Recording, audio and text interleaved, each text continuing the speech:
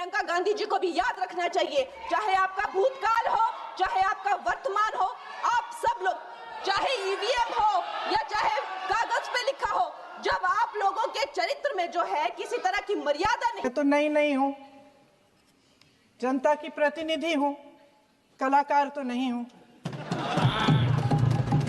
इसीलिए मैं भी सदन के सामने कुछ तथ्य रखना चाहती हूँ, लेकिन सिर्फ तथ्य के रूप में रखना चाहती हूँ।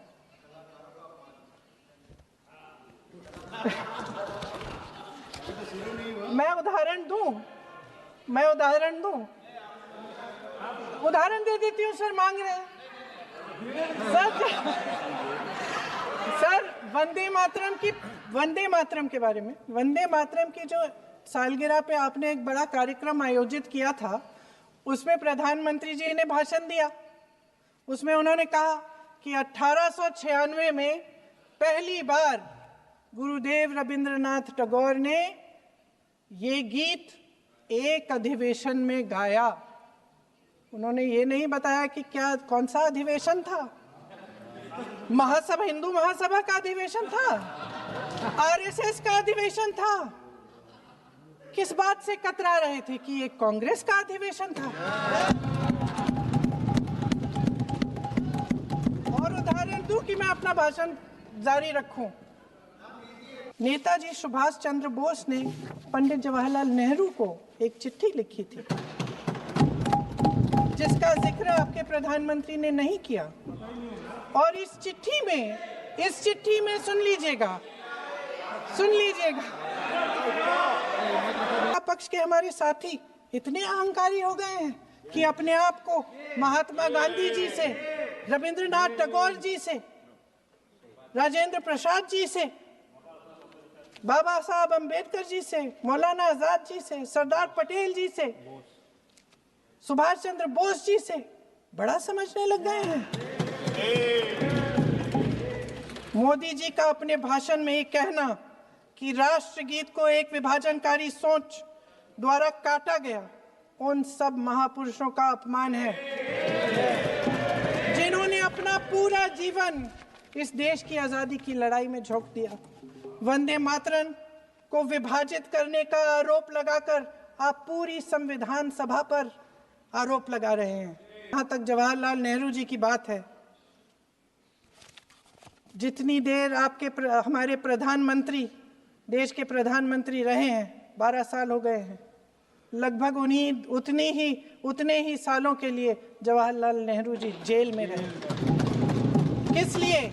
इस देश की आज़ादी के लिए। उसके बाद 17 साल के लिए प्रधानमंत्री रहे। आप बड़ी आलोचना करते हैं इनकी, लेकिन अगर इन्होंने इसरो नहीं बनाया होता तो आज आपका मंगलयान नहीं होता। अगर DRDO नहीं बनाया होता तो तेजस नहीं बनता। अगर IIT और IIM नहीं बनाए होते तो हम आज IT में आगे नहीं होते। अगर एम्स नहीं बनाया होता तो हम कोरोना की जब बड़ी चुनौती का सामना कैसे करते? हाँ, वही बना कुछ भी। इसका मतलब है इस मुद्दे का जवाब नहीं है आपके पास है? अगर इन्होंने BHEL, गेल, सेल, भाखड़ा नंगल ये सब नहीं बनाया होता जो आप सब बेच रहे हैं, तो ये विकसित भारत कैसे बनता? और मत कहिए बाकी। पंडित जवाहरलाल नेहरू इस देश के लिए जिए।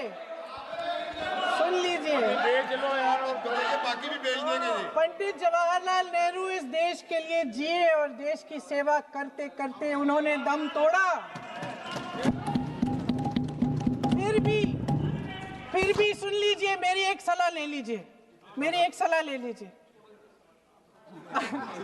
सर, मैं आपके माध्यम से सलाह दे रहे हैं, हम छोड़ना नहीं।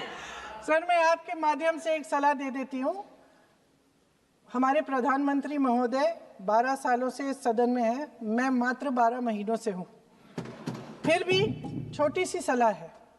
उन्होंने अभी हाल ही में चुनाव था, कुछ महीनों पहले उन्होंने एक सूची निकाली थी कि विपक्षी दलों ने और विपक्ष के नेताओं ने कितने अपमान किए हैं इनके, और उसमें शायद 90-99 ऐसे उन्होंने अपमानों की सूची बनाई थी।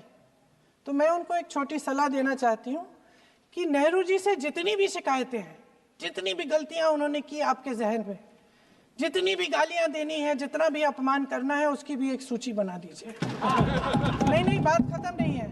999 अपमान, 9,999 अपमान, सूची बना दीजिए और फिर हम एक समय निर्धारित करते हैं। जैसे हमने 10 घंटे आज वंदे मातरम पर हमने बहस किया है ना, उस तरह से हम अध्यक्ष महोदय जी से पूछेंगे, एक समय निर्धारित करेंगे, 10 घंटे, 20 घंटे, 40 घंटे, जितने घंटों में आपकी ये शिकायत पूरी हो जाए, माननीय सदस्य आप शांत हो जाएं और हम बहस कर लेंगे।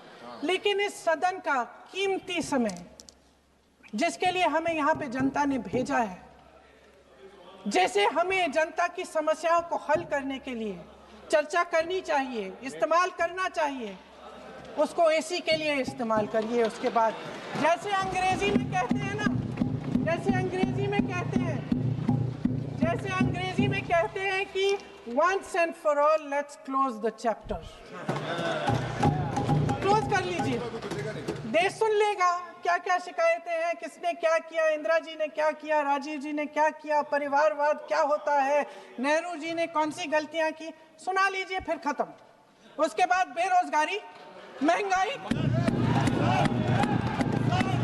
पंजाब की समस्याएं, जो पीएमओ में हो रहा है उसकी बातें, उसकी चर्चा, जो बैटिंग ऐप के बारे में हो रहा है पीएमओ के अंदर, आप माननीय सदस्य प्लीज, जो एप्स्टीन फाइलों में आपके मंत्री महोदय के नाम निकल आए हैं, माननीय उसकी चर्चा करेंगे। आप वंदे मातरम में बोले, आप इधर उधर डाइवर्ट मत हो।